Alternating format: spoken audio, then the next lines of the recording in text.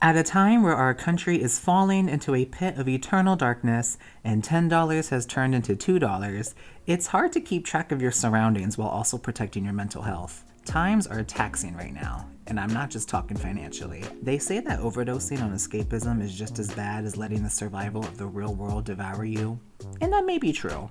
But I find endless comfort and seclusion from the horrors of the real world through video games. Most specifically, putting on one of my favorite RPGs and letting myself become virtually attached to the environments and atmosphere in that game's world. It helps alleviate my spirit by a ton. But regardless of genre, you can pick up just about any game and self-soothe with it. Be it the Stardew Valleys, the Animal Crossings, the Baldur's Gate 3s, or the Doom Eternals. There's never a lack of options to choose from. Over the last 2 years, one of my favorite worlds to sync up with and lose myself to is the Johto region of Pokemon Gold, Silver, Crystal, Heart Gold, and Soul Silver. Pokemon has been my favorite game series since I was a baby, as it has literally been a part of my life since I was 1 year old.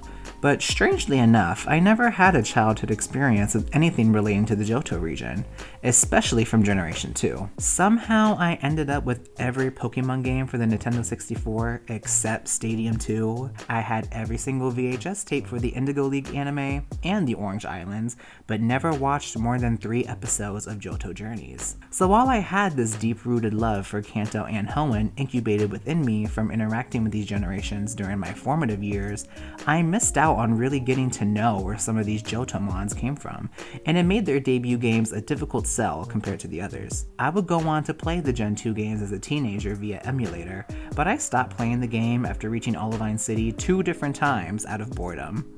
Something wasn't clicking. I'd also get my hands on a copy of Soul Silver a couple months after it came out, and while I did enjoy the game a lot, I mean, who doesn't enjoy the unanimously touted best games in the franchise, I would spend more time overall on Platinum than I would Soul Silver. I had came to the conclusion at around 18 that Johto just wasn't the region for me, and would go on to place it as my least favorite of the series. This would change very quickly and very drastically when I evolved into adulthood.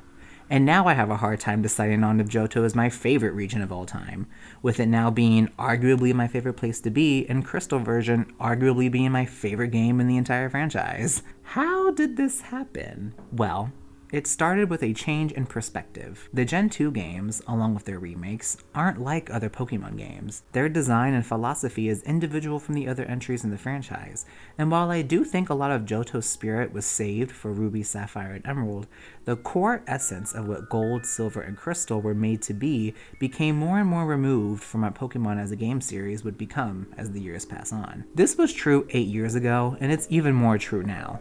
Pokemon is not the same RPG it was when it was born. Being the best-selling multimedia franchise in the entire world, it's come to my attention that these days, Pokemon has turned into less of a video game series that happens to have other media outlets due to popularity, to a multimedia conglomerate that just so happens to release video games. With this, there's a harsh white line separating the older games from the newer ones, and I think the Johto games are the black sheep of the franchise for being so different from not only the newest entries in the series, but from any other installment, period. A recurring theme that has presented itself during my 20s is the act of rediscovering things I loved as a child or teenager and falling in love with things I didn't like when I experienced them at a younger age. From games, food, music, and TV. I used to look at aging from such a negative lens influenced by our society, and now I can see all of the beauty that comes with getting older. Something I hold close to my heart that I've inherited from my mother is the concept of valuing moments and memories. That is the little things, the simple things, that can really enrich your life. It's been amazing to look back and rediscover things I loved, or hated, as an insecure kid, and find brand new love for it as a young adult with so much more happiness in his heart. One of these rediscoveries I had was of a YouTuber I watched during the early days of the platform, one who has become my favorite content creator today, Tama Hero. Amidst my totally normal binge sessions of all her videos, I inevitably watched her review of Gold, Silver, and Crystal. to which she completely warped my perception of those games for the better. I'll leave a link to her incredible review in the description box, but to carry over her message into this video, the Johto games are basically a mutation of cozy social life simulators and JRPGs. The gameplay loop of Crystal is less like your typical Pokemon playthrough, with grinding for levels and being able to beat the game in a weekend, and more like Stardew Valley before Stardew Valley. With the introduction of real-time day and night cycles and features like the Pokegear, daily and weekly events, time-sensitive NPCs, the daycare, Kurt's Pokeball service, the Pokeathlon in the remakes, among other things, you're able to get on the game and do a set list of daily tasks, almost like you would in an MMO. And the nice things about these games is that every feature complements each other, and the physical design of the Johto region serves to perfectly intertwine with the gameplay. Johto is a really small place, probably a little smaller than Kanto, with not a lot of trainers to fight. Looking at it through a lens tinted by the shared experience of what playing Pokemon is typically like, Crystal is an extremely short game with terrible EXP management and an unfair level jump when you fight Red. Yes, this is true, but if you play the game like this, then you're not playing it correctly.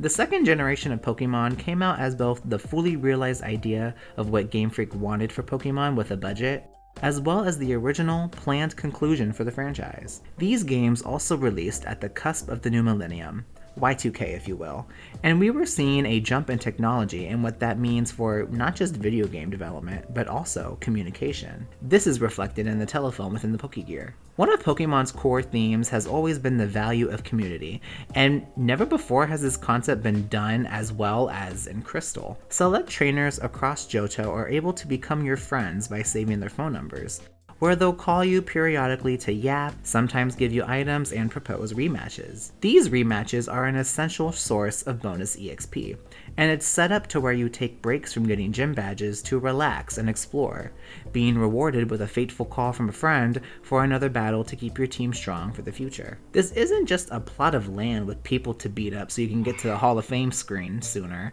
This is your virtual home, a place where your other mother calls you about money and shopping, where you make friends with like-minded people along your journey and keep touch with them, where you build a community around yourself and take part in its growth, foraging berries in the wild every morning and supporting your local business by having Kurt turn them into Pokeballs, taking part in a community day at the national park and catching bug Pokemon, which, funny enough, now parallels real life with the community days that exist for Pokemon Go, and listening to your favorite quiz show on the radio so you can nab points for that coveted phone number from Buena. There's always something to do that isn't centered on gym badges and league progress. With the introduction of the daycare and baby Pokemon, you're encouraged to spend an afternoon raising newborns and discovering the new forms of already existing families. While a bit more complicated than in Gen 1, completing the Pokédex still feels like a viable task to complete here because it doesn't require anywhere near the amount of games and peripherals as Gen 3. So as opposed to running around in circles for random encounters to get level ups because you have your friends to take care of most of that for you, you can spend that time catching new Pokemon for Pokédex completion, adding to that feeling that this is a virtual world you are escaping into and fully immersing yourself in. They even took it a step further in the remakes by adding even more events to the game, like the Pokeathlon, Massage Brothers, post-game gym leader rematches, and the Safari Zone. The Johto games are slower paced than the other entries in the series, and Game Freak has a tendency to make specific decisions with their game design that they don't communicate with players. Nowhere is there an official source that lays out how the systems surrounding Johto operate with each other, and because everyone was so used to going through Kanto a particular way and retroactively plays these games the same way they played 7 other Pokemon games, things quickly get lost in translation. A few people believe that the only worthwhile part of the Johto games are beating the main game and getting to Kanto. And while I do love the in-universe time progression of the region and its characters, I don't hold the same opinion. Yes, you get to battle more gym leaders, catch some old favorites, and fight Red, but all of the intimate game mechanics found in Johto are nowhere to be found here, making it a much more hollow experience that makes the entire Kanto region feel more like a semi-open world boss rush than an actual place where you live and make memories. I think the inclusion of Kanto adds to the narrative theme that the games tell about the advancements in technology, the passage of time, and the importance of community, but it certainly isn't the meat and potatoes. It's more so the broth. yummy and complimentary to the dish, but you're not gonna stuff yourself off just drinking a bowl of broth. Be so for real. Gold, silver, crystal, heart gold, and soul silver are the most nerdy, core experience RPG projects Game Freak has ever made, and this intense approach makes them a bit more niche within Pokemon. These games serve as a personal project that you spend time on a daily basis putting work towards. It's a slow burn that encourages you to live your life, virtually speaking, by stopping to smell the roses and get to know the environment and the people that exist with it. The world is moving at a blur's pace, and the older you get, the quicker time seems to pass. So why put yourself in that adrenaline-filled state of rush when you're meant to relax? Slow down. The gym badges aren't going to be going anywhere. Collect some berries, call your mom, hang out with a friend, hatch some eggs, discover new things. You may not be running a farm like in Stardew Valley, or customizing the perfect town like in Animal Crossing, but you are simulating a second life in a relaxing countryside region, slowly working your way through a big goal and giving yourself a chance to unwind and escape into a new reality that's much more optimistic and simple than the one we live in. If the words of a man who was weirdly obsessed with pixelated berries has any value to it, then hear me out. Sometimes all you need to find new joy in life is a change in perspective. Something you once shrugged off as nothing worthwhile can suddenly become your new obsession, and that's something beautiful to experience. There's no shame in admitting that your opinion has changed. If you haven't tried playing the original or remake versions of the Johto Pokemon games with this frame of mind, I highly recommend it. You never know what can become your next hyperfixation, and if you're anything like me, then you'll be playing a 25-year-old Pokemon game for more hours than a modern RPG. Unless that modern RPG is Baldur's Gate 3.